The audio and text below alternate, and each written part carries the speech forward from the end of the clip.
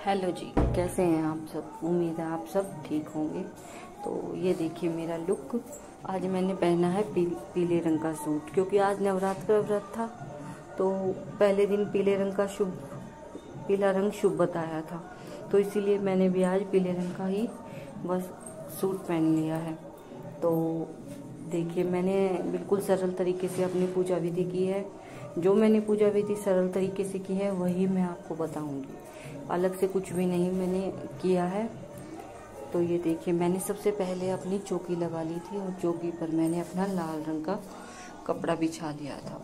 और फिर ये देखिए मेरी माता रानी तैयार हो गई है। देखिए मैंने जैसे पूजा की है ना, मैं वैसे ही आपको बता रही हूँ, बिल्कुल सिंपल तरीके से। तो आपके पास अगर नए वस्त्र हैं, अगर आप ला सकते हैं तो ज़रूर लेके आइए, और अगर नहीं ला सकते हैं तो आप कोई बात नहीं, पुराने वस्त्र धोकर भी माता को पहना सकते हैं। तो उसके बाद मैंने अपनी माता रानी को वस्त्र पहना दिए थे, माला पहना दी थी, चूड़ियाँ पहना दी थी।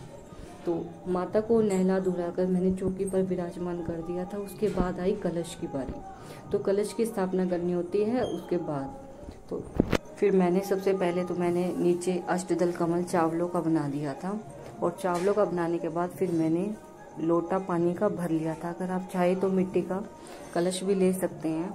तो पानी भरने के बाद फिर मैंने उसमें 1 रुपये का सिक्का, थोड़ी सी हल्दी और थोड़े से चावल डाल दिए थे। और फिर एक जो हलवा प्लेट होती है ना, मैंने उसमें थोड़े से चावल डाल के लोटे के ऊपर रख लिया था। और फिर लोटे के ऊपर रखने के बाद जो हमारा 5, 7, 9 जो भी हमारा आम के पत्ते होते हैं ना, हमें उसका जो फूल होता है ऊपर का, वो मैंने धोकर इस लोटे में लगा दिया था। और फिर वो प्लेट रख के मैंने उस पर नारियल स्थापित कर दिया था। तो उसके बाद मैंने सबसे पहले मैंने गणेश जी को भी विराजमान कर रखा और लक्ष्मी जी को भी। तो इनको विराजमान करने के बाद मैंने वस्त्र स्वरूप कलावा चढ़ा दिया था।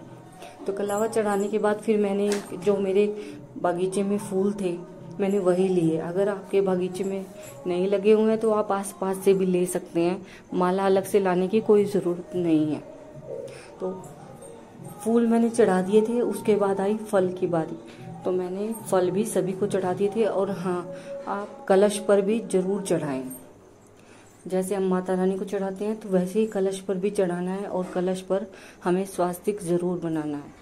तो इसके बाद हम फल चढ़ा देंगे। फल ये देखिए। और फिर मैंने माता रानी को 2 सुपारी, 2 लौंग, 2 इलायची चढ़ा दी थी।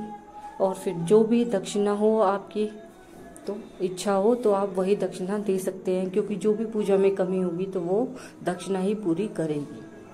तो उसके बाद फिर मैंने अपनी जोत लगा ली थी। तो ये देखिए मैंने लोटे को भी मैंने कलावा लगा दिया है, और आप देख सकते हैं बिल्कुल सिंपल तरीके से पूजा की है। तो उसके बाद मैंने अपनी जोत लगा दी थी, और मैंने तो अखंड जोत लगाई है। अगर आप चाहें तो सिंपल जोत भी लगा सकते हैं। सुबह शाम अपनी पूजा जोत लगाएं और फिर पूजा आरती कर लें। तो अखंड जोत लगाने के बाद मैंने अपनी पूजा आरती कर ली थी। और ये देखिए आपको प्रसाद में मिश्री का भोग ले सकते हैं, और वैसे तो माता को पताशे का प्रसाद पसंद होता है। अगर हो सके तो पताशे का प्रसाद चढ़ाएं। और हाँ, ये जो 7 दिन 8 दिन होते हैं ना नवरात्र के, इनमें आप ज़रूर से एक बार पान के पत्ते चढ़ाएं। 1 पान का पत्ता ज़रूर चढ़ाएं इन 8-9 दिनों में। आप कभी भी चढ़ा सकते हैं।